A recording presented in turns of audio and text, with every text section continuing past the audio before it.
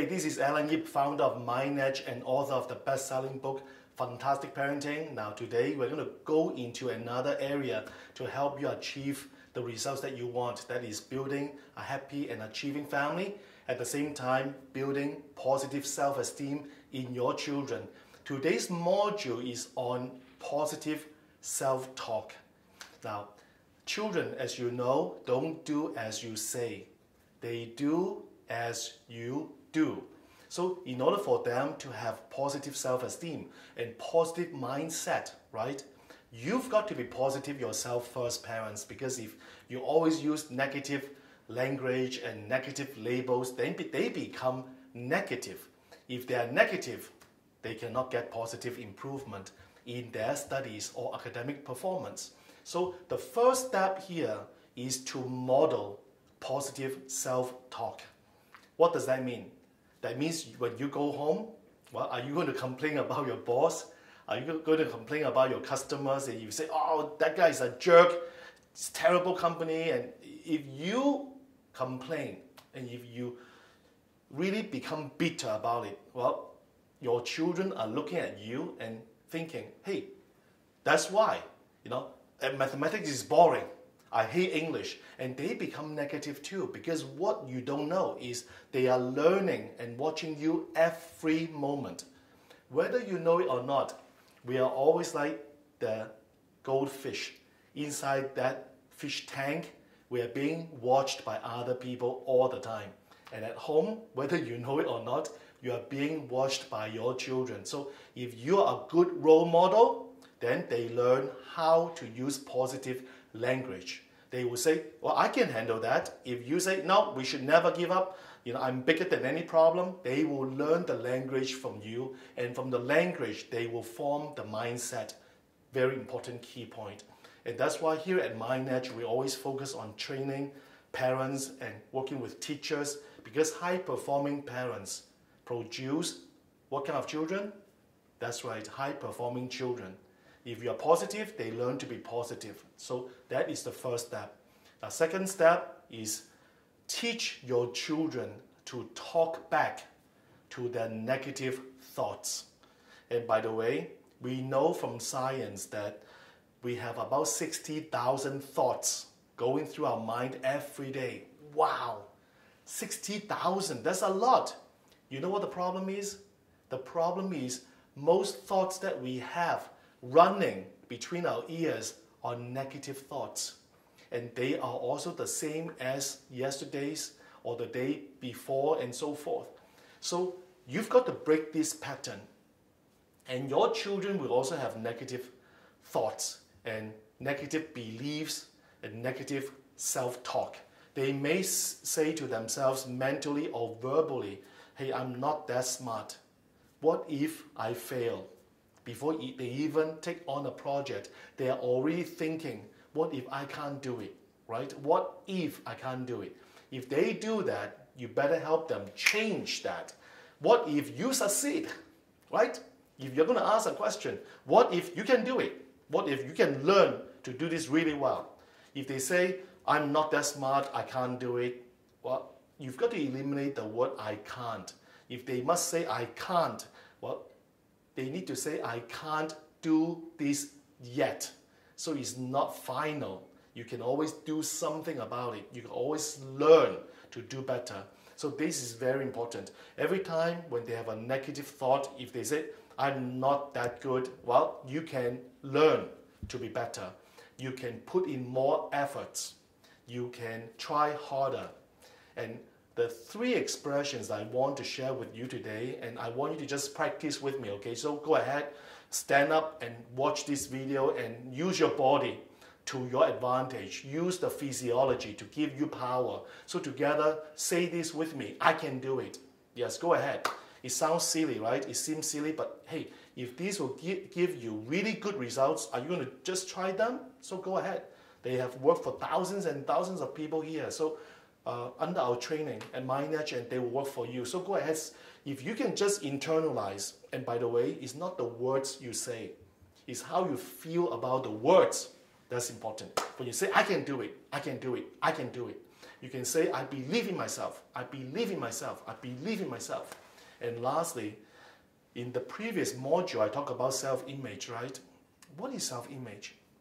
Self-image is whether you like yourself or not. So can you help yourself? You say, I like myself. And say that with a smile, okay? When you smile, you become happier. So say with a smile, I like myself. I like myself. I like myself. I like myself. When you do that, you feel better about yourself. When you do that consistently, like every day, you will develop unstoppable confidence. And that's what I like for you to try out, and this is my wish for you, okay? Now, step number 3, in order to help your children have positive self-talk and for them to build positive self-esteem is what? Is for you to catch them doing things right. That's right. If you look at our center here, just behind me, all this graffiti is full of positive affirmations, positive messages. I think that's very important. Parents, because and teachers as well, or caretakers working with children, if you're watching, I welcome you, and please again use these tips to enhance the self-esteem of your children or students under your care. The point is this: we live in a negative world. Do you believe? When was the last time you received a sincere compliment? You think about that. See, we are human beings. We need to be recognized. We need to be accepted. We need to be approved. We also need to be loved, okay? So what I like is we like our students to come in, our participants to come in, and they have the visual reminders. That is, I thirst for knowledge. I accept myself. I'm a worthwhile person. I can do it. And I fully accept myself. I reach my goals every day. You can see right here, I have the mind edge. I am a successful student. So my point is, you should have all these too in front of you. If you're keeping a journal, well, you should write about the good things about you every single day. If you don't have a journal, I strongly recommend you keep and write a journal. And that's going to do you a lot of good, because you've got to take inventory of all the good things in you and about you. Parents, start catching your children doing things right. Be Sherlock Holmes. Go out and look for the things that they're doing right when they have done something right. For example, they work hard on a project.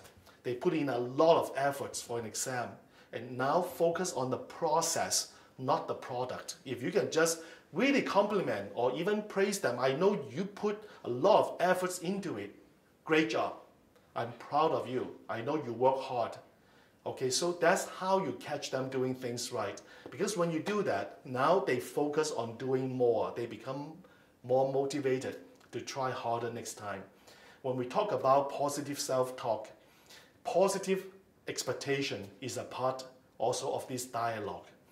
What I'm saying is this, parents, every day, what kind of expectations do you have of your children?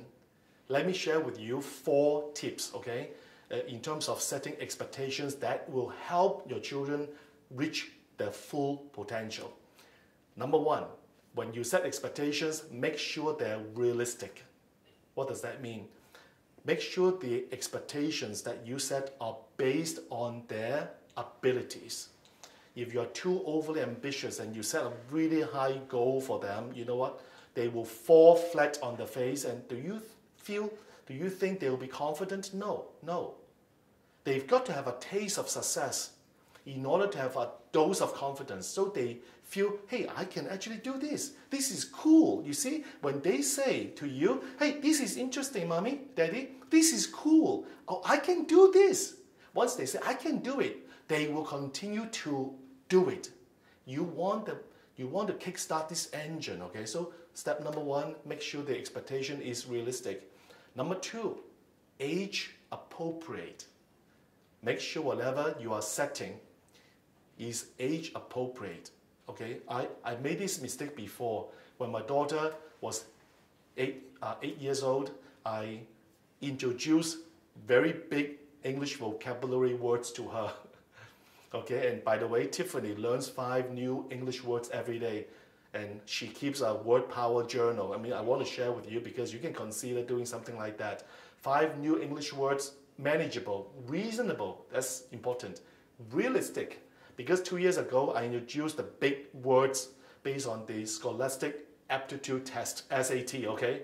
And I'm glad she was really honest with me. And she told me, Daddy, I think I'm not ready for it. And at that moment, I got a wake-up call. I stopped everything immediately. And then I switched back to the other words that she was comfortable about learning. And so she's been already going through this process for actually the past 5 years. So her vocabulary, her word power is very strong. And then last year she told me, Daddy, I want to try that set of words again.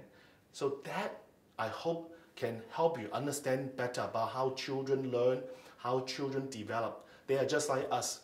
They need a taste of success so that they have a spark in their self-motivation, okay? So step number 2, as I said, age appropriate.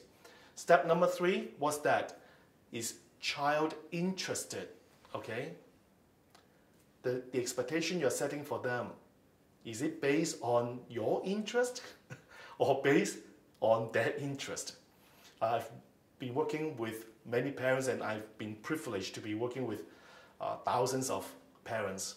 And I've come across parents who wanted to live their own moments, their own dreams. For example, maybe a parent who aspired to be a lawyer before but did not succeed in so doing, now forces the lawyer dream onto the son, for example. You've got to ask yourself this question. When you do that, whose life is your child living? Hey, we've got only one chance, okay? So whose life do you want them to live? So make sure the expectation you set is based on their interest, not yours. And when you do that, you don't push them and push them away. When they are interested, you what? You pull them to you, and that is powerful. Last point, last tip. Make sure it's confidence building. After all, why are you setting all these expectations or goals for them? You want them to what? You want them to do well or do better. You want them to feel better about themselves. That means you want them to develop a higher level of confidence.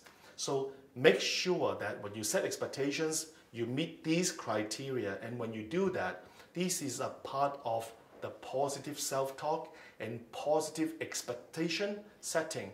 And you will put yourself on the path of helping them develop positive self-esteem.